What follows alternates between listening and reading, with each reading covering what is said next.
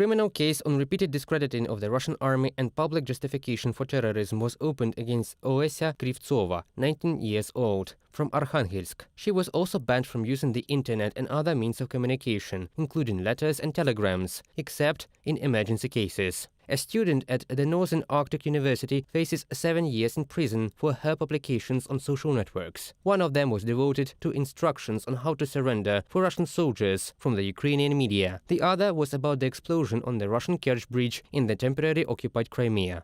I do not consider myself a criminal, and I sit in a cell with murderers. I fall asleep only after they fall asleep because I'm really, really scared. Olesya Krivtsova, resident of Arkhangelsk, in an interview with Arkhangelsk Online. 7.5 years in prison for Alexander Martynov and Lyudmila Razumova. The prosecutor's office of the Tver region accused them of spreading fakes about the Russian army and vandalism. Criminal proceedings against them were opened in March. At the same time, they were put in a pre-trial detention center.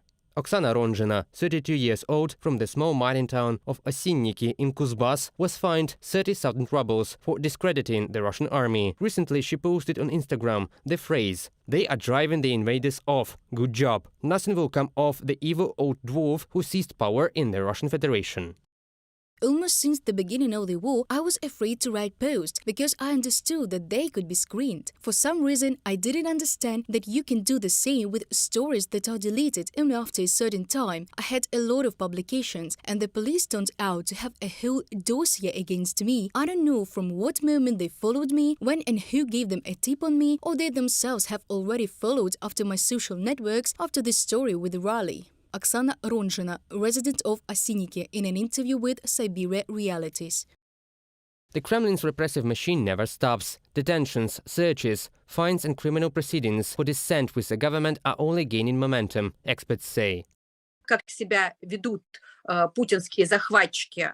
Just as the Russian invaders behave in Ukraine, they also behave inside Russia. It seems that they are just trying to intimidate, to show who's the boss is in the house. And this is not even just against those who are against the war. It happens in general around the country. They are trying to establish a regime that people are afraid of. Today, living in Russia means realizing that you can go to jail at any moment, human rights activists say. Those who have previously actively opposed Russian aggression against Ukraine and have already had problems with the security forces of Russia are under special attack now. Reported by Pavel Stelmach, Yulia Granovska, UATV News.